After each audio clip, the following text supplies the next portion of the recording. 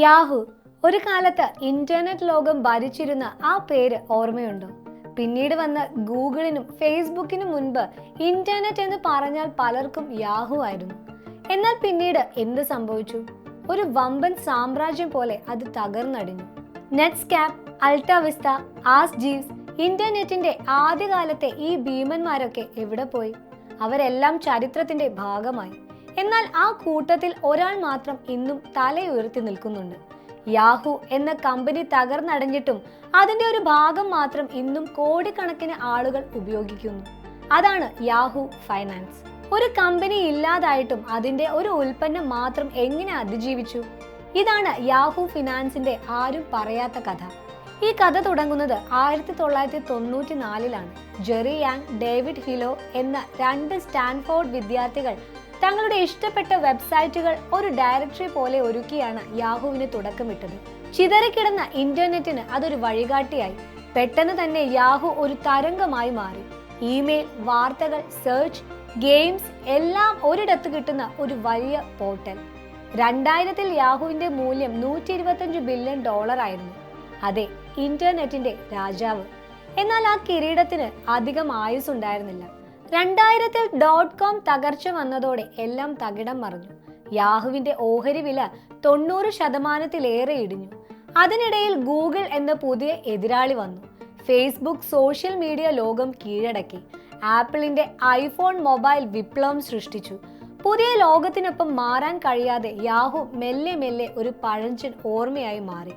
Yahoo എന്ന വലിയ കപ്പൽ മുങ്ങിക്കൊണ്ടിരിക്കുമ്പോഴും അതിലെ ഒരു ചെറിയ ലൈഫ് ബോട്ട് മാത്രം രക്ഷപ്പെട്ടു. അതാണ് 1997-ൽ യാഹു നിശബ്ദമായി തുടങ്ങിയ യാഹു ഫൈനാൻസ്. ഓഹരികളുടെ വിലകൾ അറിയാനും മാർക്കറ്റ് വാർത്തകൾ വായിക്കാനും സ്വന്തം നിക്ഷേപങ്ങൾ ട്രാക്ക് ചെയ്യാനുമുള്ള ഒരു ലളിതമായ ടൂൾ. എങ്ങനെയാണ് യാഹു ഫൈനാൻസ് മാത്രം അതിജീവിച്ചത്? അതിന് 3 പ്രധാന കാരണങ്ങളുണ്ട്. 1. ആദ്യം എത്തിയതിന്റെ നേട്ടം. ഗൂഗിൾ ഫൈനാൻസോ ബ്ലൂംബെർഗിന്റെ വെബ്സൈറ്റോ വരുന്നതിന് വർഷങ്ങൾക്ക് മുൻപേ യാഹു ഫൈനാൻസ് വിപണിയിൽ ഉണ്ടായിരുന്നു. ഒരു തലമുറ മുഴുവൻ ഓഹരി വിലകൾ നോക്കാൻ പഠിച്ചത് യാഹു ഫൈനാൻസിലൂടെയാണ്. ആ ശീലം മാറ്റാൻ അവർ തയ്യാറായില്ല. 2. വിശ്വാസ്യതയും ഉപയോഗവും. ലോകം മുഴുവൻ പുതിയ ട്രെൻഡുകൾക്ക് പിന്നാലെ പോയപ്പോൾ യാഹു ഫൈനാൻസ് ഒരേ ഒരു കാര്യത്തിൽ ശ്രദ്ധിച്ചു: കൃത്യമായ വിവരങ്ങൾ ലളിതമായി നൽകുക. പരസ്യങ്ങളുടെ ശല്യമില്ലാത്ത, വേഗത്തിൽ വിവരങ്ങൾ കിട്ടുന്ന ഒരു സൗജന്യ പ്ലാറ്റ്ഫോം. അത് സാധാരണക്കാർക്കും പ്രൊഫഷണലുകൾക്കും ഒരുപോലെ പ്രിയപ്പെട്ടതായി. ഒരു മുൻ ഹെഡ്ജ് ഫണ്ട് അനലിസ്റ്റ് പറഞ്ഞത് ഇങ്ങനെയാണ്: ഒരു ക്ലയന്റ് മീറ്റിംഗിൽ പെട്ടെന്നൊരു ചാർട്ട് എടുക്കണമെങ്കിൽ ലക്ഷങ്ങൾ വിലയുള്ള ബ്ലൂംബെർഗ് ടെർമിനൽ തുറക്കുന്നതിനേക്കാൾ എളുപ്പം യാഹു ഫൈനാൻസ് തുറക്കുന്നതായിരുന്നു. 3-ാമത്തെ കാരണം ആരും പ്രതീക്ഷിക്കാത്ത ഒന്നായിരുന്നു. അവർ ഒരിക്കലും നിർത്തിയില്ല. യാഹു എന്ന കമ്പനി തകരുമ്പോഴും യാഹു ഫൈനാൻസിന്റെ ടീം പണിപ്പുരയിലായിരുന്നു. അവർ തങ്ങളുടെ പ്ലാറ്റ്ഫോം മെല്ലെ മെല്ലെ നവീകരിച്ചു.